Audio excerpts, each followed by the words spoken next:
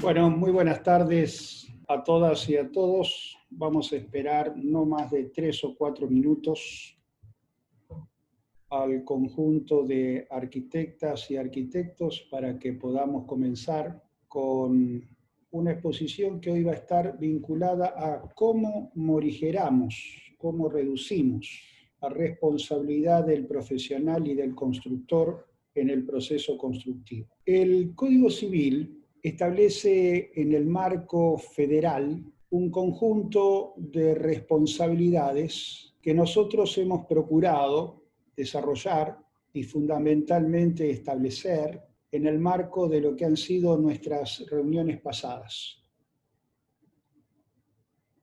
De cualquier manera, lo que hemos asumido es que hay responsabilidades en los vicios ocultos, en los redivitorios, en la estructura, en la eventual e hipotética ruina parcial o total, pero fundamentalmente en el hecho del vicio de suelo y el vicio de los materiales, que generan evidentemente una situación impensada en la iniciación del proyecto. Y la pregunta que permanentemente me plantean es, ¿cómo puedo morigerar la responsabilidad profesional o cómo puedo reducir, dice el constructor, esta tremenda responsabilidad, esta mayúscula responsabilidad que me genera el hecho de encarar, de ser encomendado en una obra? Lo primero que hemos descubierto, o lo primero que hemos analizado, lo primero que hemos, si se quiere, aprendido en estas charlas, es lo que señalábamos en nuestra primera conversación: el valor significativo que tiene la encomienda profesional.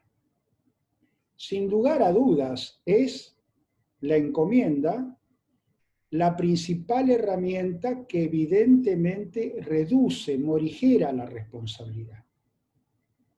Yo, cuando indico, cuando señalo, cuando sugiero hacer encomienda, es porque frente a la alternativa de no hacer encomiendas y en consecuencia encarar la tarea profesional sin ningún tipo de contrato, a la de elaborarla, la de ejecutarla con una encomienda, no dudo. La segunda es evidentemente la que acota la responsabilidad del profesional.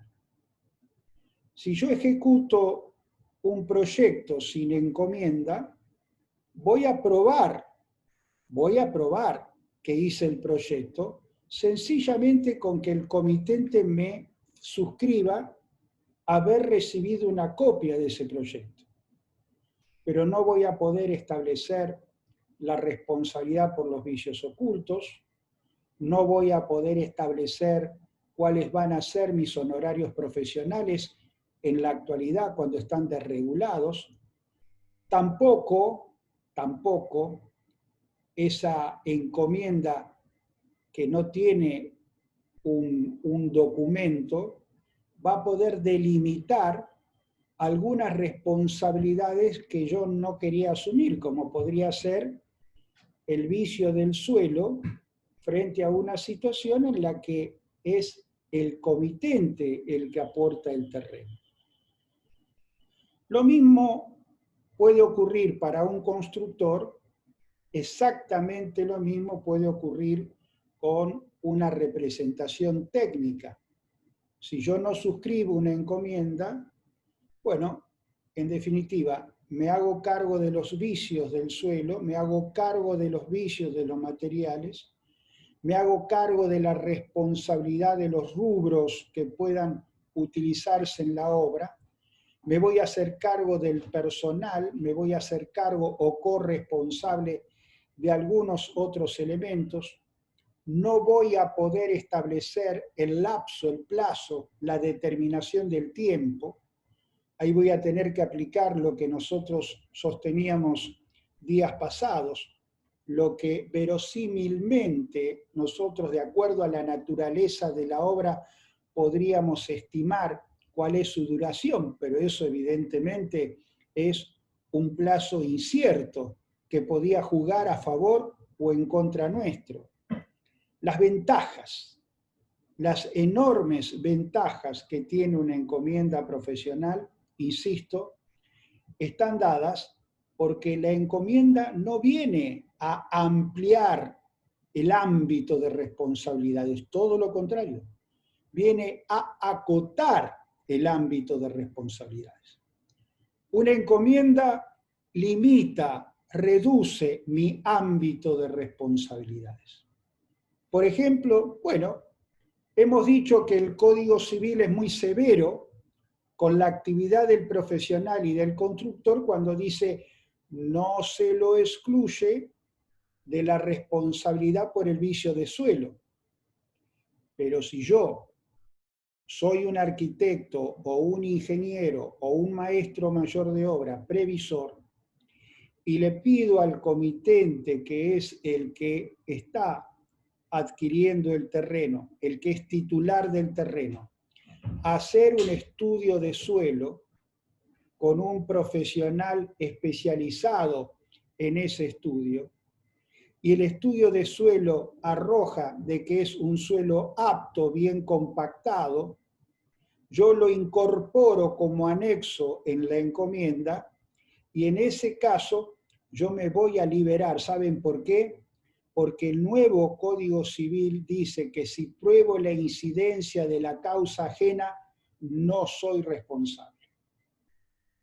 Lo mismo pasa con los vicios de los materiales. Sobre todo cuando desarrollo tareas de administración, tengo, por supuesto, tengo que indicarles que en un contrato de obra llave en mano, no hay duda alguna que yo asumo la responsabilidad, el constructor asume la responsabilidad, es decir, cada uno de los encomendados asumen la responsabilidad porque prometieron un resultado, prometieron entregar una obra terminada. Por eso que hay otro factor que morigera la responsabilidad y que es precisamente cuando la obra la hacemos por administración. Porque en ese caso nosotros terminamos transformándonos en mandatarios.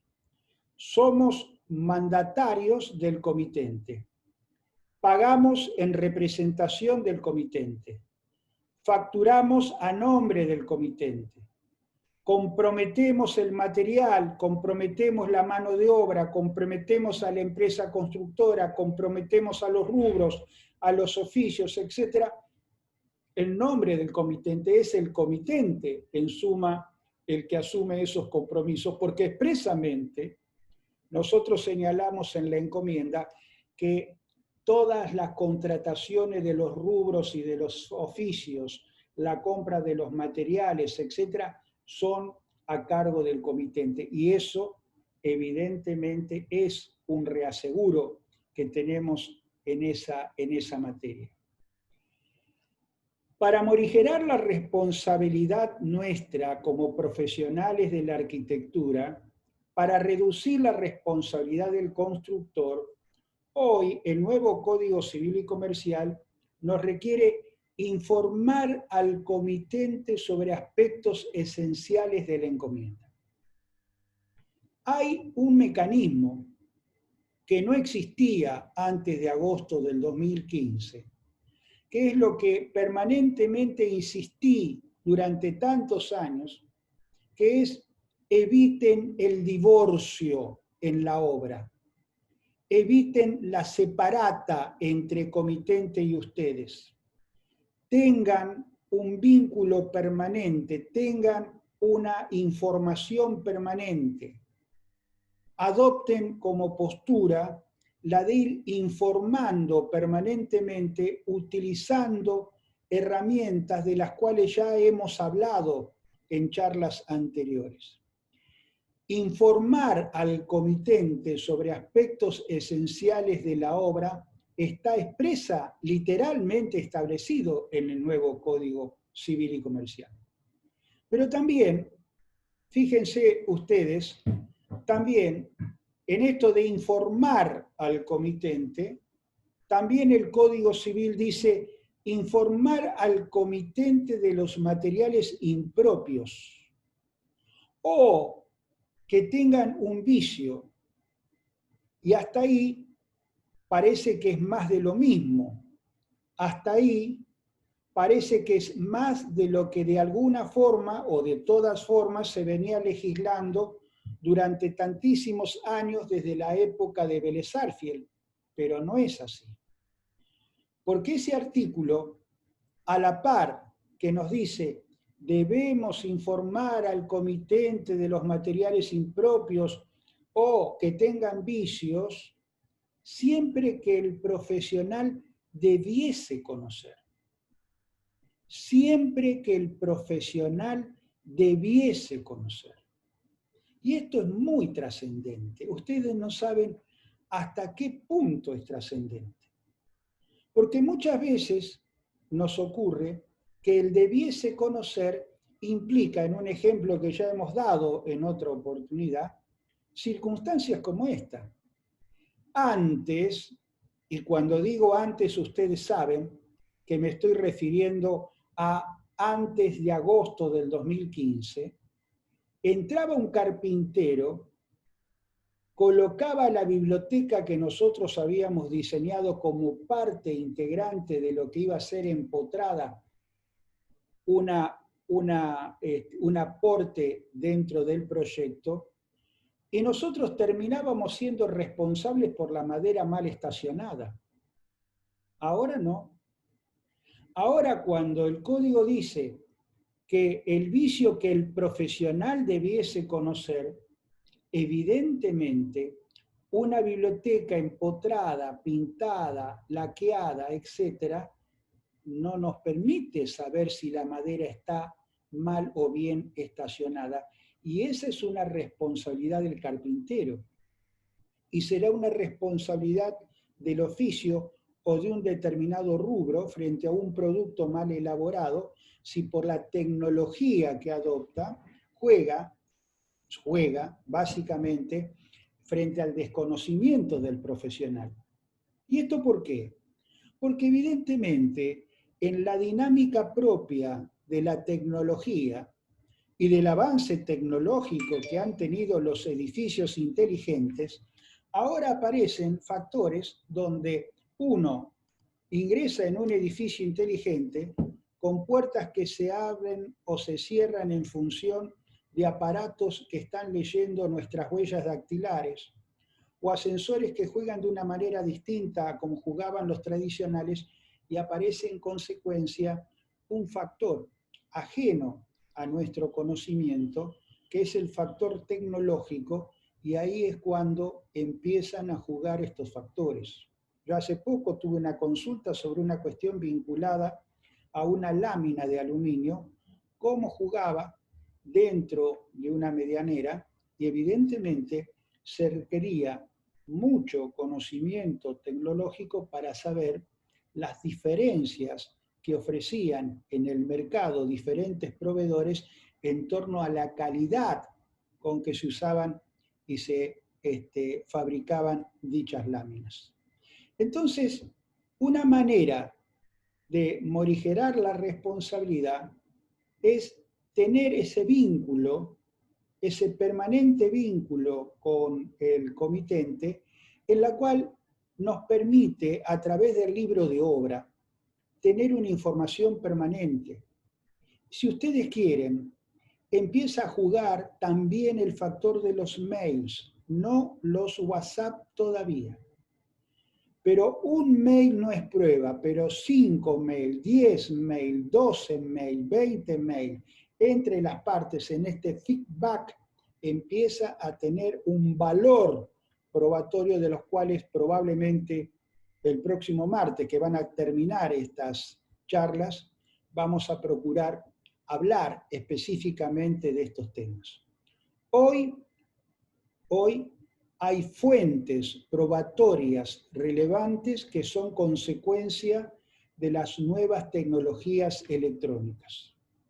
Y en tal sentido, ha habido una jurisprudencia reciente, que me ha congratulado, por supuesto, que es en un proceso de anteproyecto, donde un arquitecto ha trabajado muchísimo durante un periodo de 6 meses, mandando y recibiendo modificaciones a un anteproyecto que estaba elaborando con un comitente que formaba parte de una empresa, un conjunto de mails que han probado y acreditado esta relación entre comitente y proyectista, terminó transformándose en un elemento de prueba porque en toda la instancia del anteproyecto no se había generado ningún documento, ninguna encomienda que estableciera ese vínculo contractual.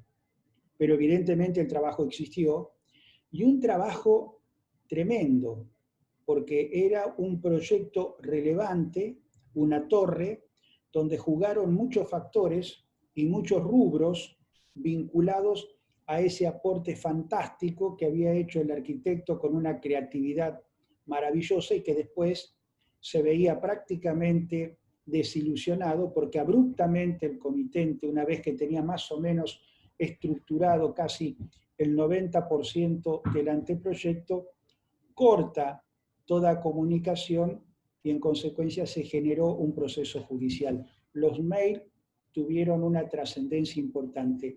Para mí, este precedente es interesante precisamente en este ámbito, en el ámbito de mantener informado. Es muy importante. ¿Cómo hacemos? ¿De qué manera podemos incorporarlo al proceso constructivo? A través de la encomienda.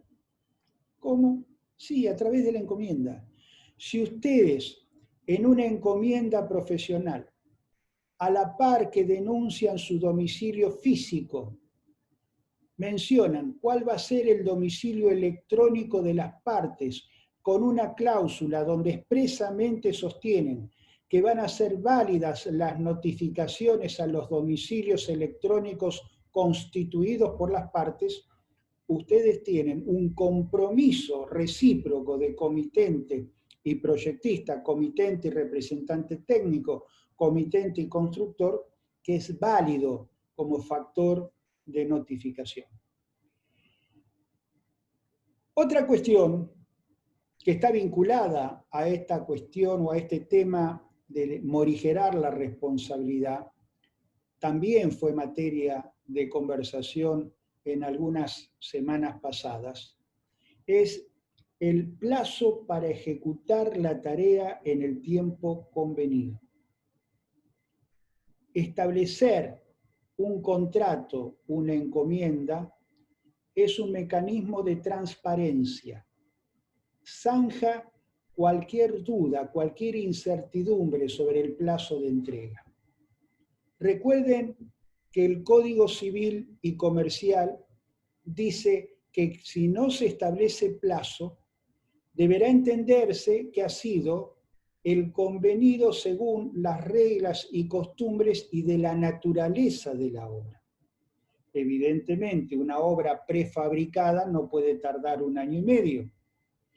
Una obra que implique 14 losas no puede hacerse en 6 meses. Hay un factor que juega en función de la naturaleza de la obra. Pero a veces es incierto, porque la Argentina es un país impredecible. Y porque hoy es la pandemia, pero en otro momento son los piquetes, en otro momento es la UOCRA, en otro momento son las huelgas salvajes, en otro momento es la carencia del material en obra, en otro momento es la escasez de determinados elementos que necesitamos imperiosamente en la obra. Recuerdo hace algunos años el tema con la arena. Entonces, es muy, muy importante que el término del plazo no lo sometan a un imponderable, no lo sometan a una condición sine die, a algo que en algún momento va a ocurrir, pero que en definitiva no lo documentan.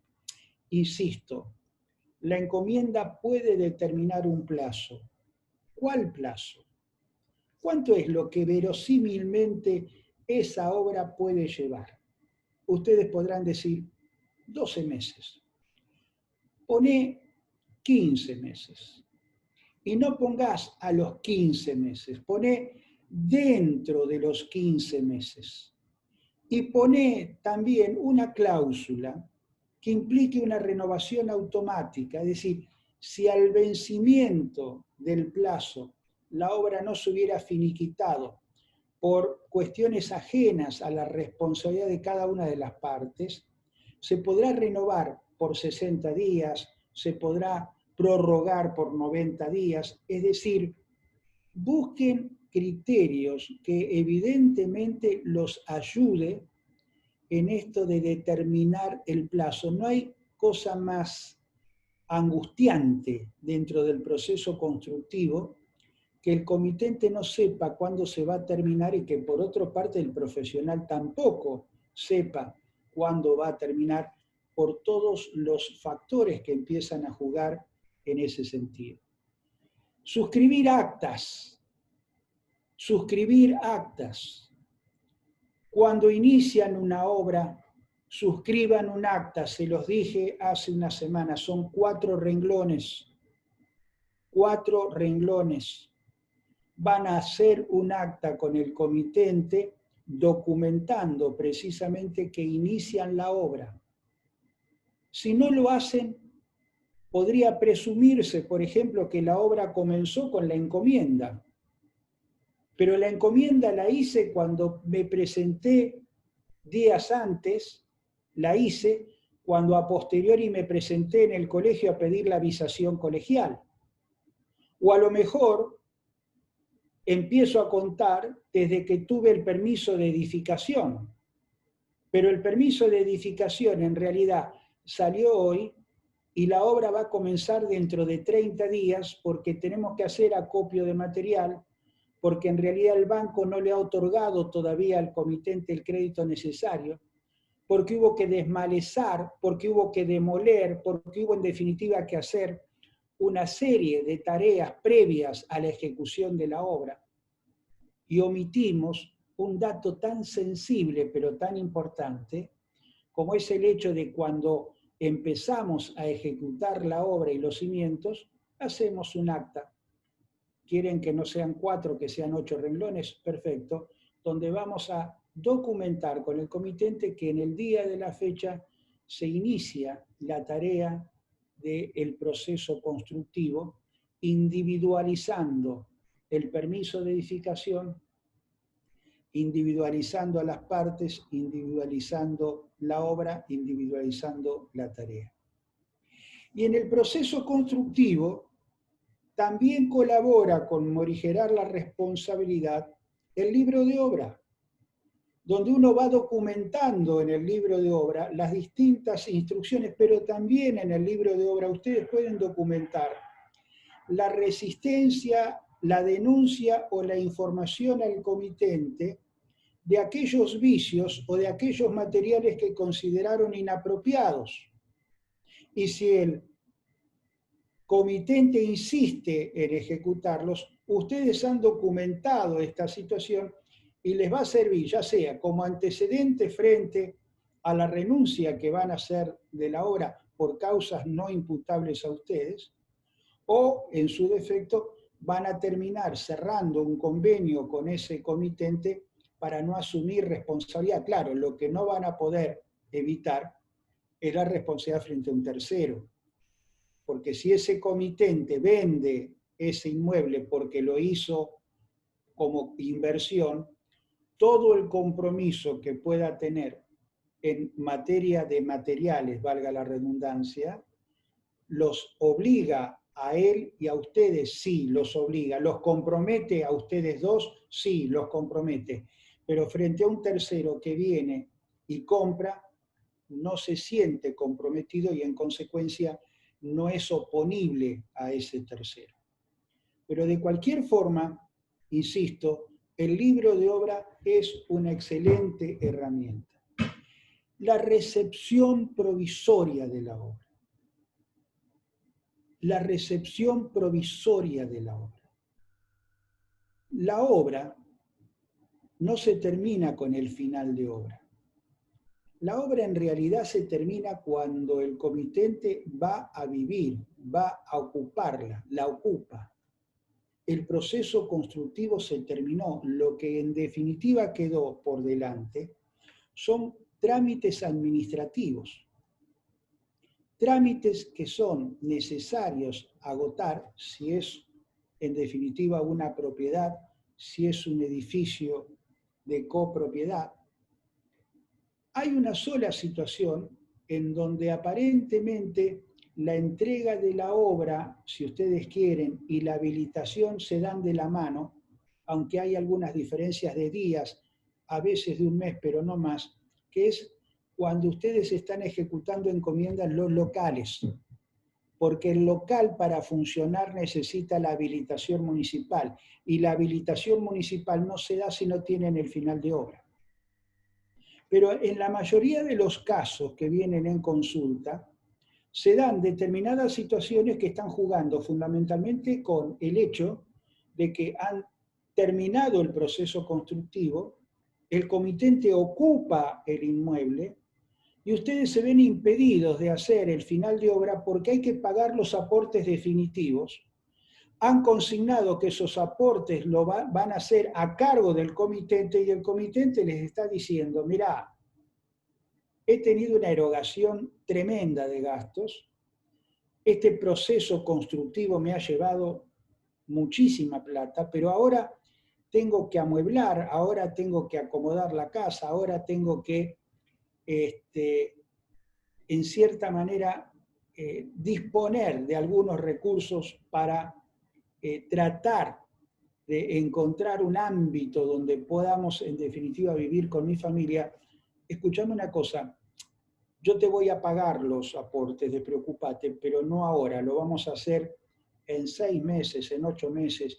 Esta situación de la pandemia nos ha generado una tremenda descalabro económico. Te pido me tengas paciencia, en definitiva son aportes al colegio, no son honorarios tuyos, vamos a hacerlo, vamos a obtener el final de obra.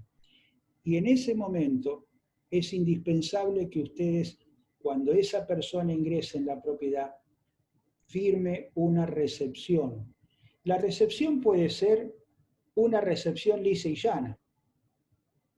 Y sería fantástico que eso ocurra, porque la recepción de conformidad, esto es, la recepción del comitente sin impugnar, sin pedir tiempo, sin apelar a que sea provisoria, etc., implica que está renunciando el comitente a los vicios redimitorios.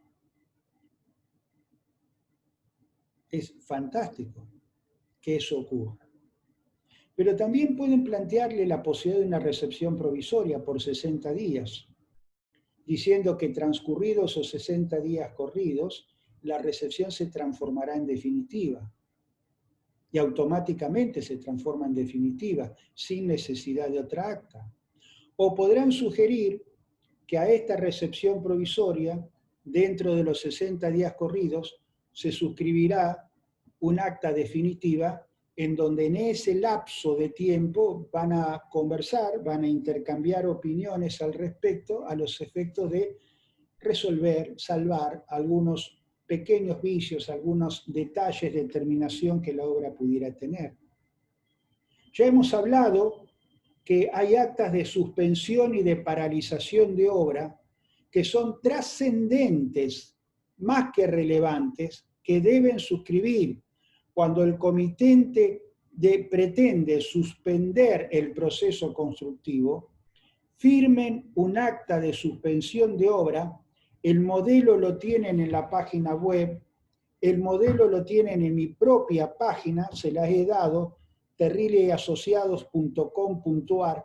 Pueden bajar los modelos, están en Word, no están en PDF, lo pueden adaptar en función de los datos, las fechas, etcétera, a sus propios intereses, y ustedes tengan la tranquilidad que el depositario de la obra es el comitente y que en el lapso que ustedes fijan de la suspensión de la obra no van a tener responsabilidades emergentes de un accidente, de un robo, de un hurto y nada que les parezca. Es sencillamente asumir que la obra está suspendida durante un lapso de tiempo.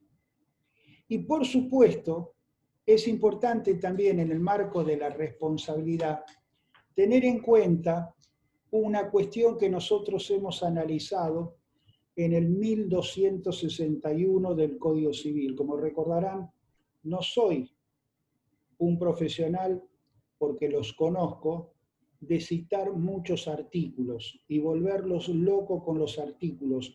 A ustedes no les gustan los artículos y hacen bien. No tienen como libro de cabecera el Código Civil y Comercial. Esa es una actividad nuestra. Como nosotros tampoco estudiamos en derechos reales los planos de la arquitectura o de la ingeniería. Esto es así y está bien que sea así.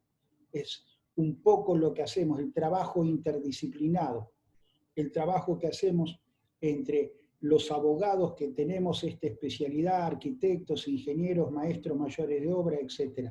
Pero las disposiciones del 1261 son interesantes. Recuérdenlo, artículo 1261. Este es el artículo que, frente a una... A ver, se lo voy a explicar de otra manera.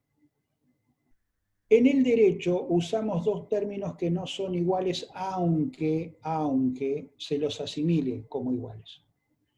Un término es la rescisión y otro término es la resolución. La rescisión es cuando se resuelve, cuando se finiquita, cuando se termina una relación contractual por mutuo acuerdo. Es rescisión. Las dos partes convienen en extinguir el contrato. La resolución es un acto unilateral. La resolución puede provenir del propietario o comitente o la resolución puede provenir del arquitecto, del ingeniero, del maestro mayor de obra, del constructor. Resolución. La resolución es unilateral, la rescisión es bilateral. El 1261 juega únicamente cuando la resolución unilateral proviene del comitente. El comitente resuelve la encomienda profesional. Lo despide, si ustedes quieren, al constructor. Lo despide, lo echa al arquitecto, al ingeniero que está haciendo la representación técnica. Notifica en consecuencia o lo sustituye por otro profesional para que venga a hacer la representación técnica. No se asesoró, porque si ese comitente se hubiera asesorado, un abogado le hubiera dicho, no haga nunca, jamás eso. ¿Por qué? Porque está el artículo 1261. ¿Y qué dice el artículo 1261? Que si usted resuelve unilateralmente una encomienda con un profesional de la arquitectura, con un ingeniero, con un maestro mayor de obra, con una empresa constructora, con un rubro de la construcción, usted debe pagar la totalidad de la encomienda, debe pagar los gastos que ha tenido ese profesional o esa empresa constructora y un plus por la expectativa que le había generado a ese profesional. ¿Y cuánto es ese plus? Bueno, lo deberán convenir. Y si no lo convenimos, en ese caso lo fija el juez. Pero ya con la carta documento que uno exhibe diciendo, fui despedido, me resolvió la encomienda, me extinguió el contrato que tenía como constructor, es un documento más que fehaciente, esencial, relevante en un proceso judicial donde lo que van a tarifar específicamente el juez es cuál es la indemnización adeudada en función del avance de obra que haya tenido y el momento en que ocurre esta situación. Yo, insisto, no soy, porque evidentemente no está en la cultura de los profesionales de la construcción, hacer mucha referencia a las disposiciones de los códigos. Pero el 1261 es interesante que lo tengan en cuenta. El 747 también es importante que lo tengan en cuenta porque es aquel que dice que recibida una obra de conformidad, en definitiva, el comitente está renunciando a reclamar vicios redivitorios. Otro artículo muy importante es el 1273. El 1273, impensable en el Código de Vélez, ahora juega un papel trascendente. Es este artículo que digo que el profesional se libera de la responsabilidad si prueba la incidencia de una causa ajena. Si en un proceso constructivo a mí, profesional, me hacen responsable de un daño y yo pruebo que la incidencia de ese daño, la causa y la consecuencia de ese daño me es ajeno, en definitiva me libera de responsabilidad.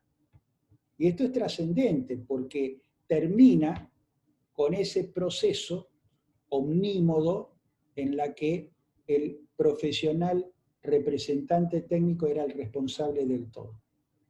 Pero hay más. Hay más.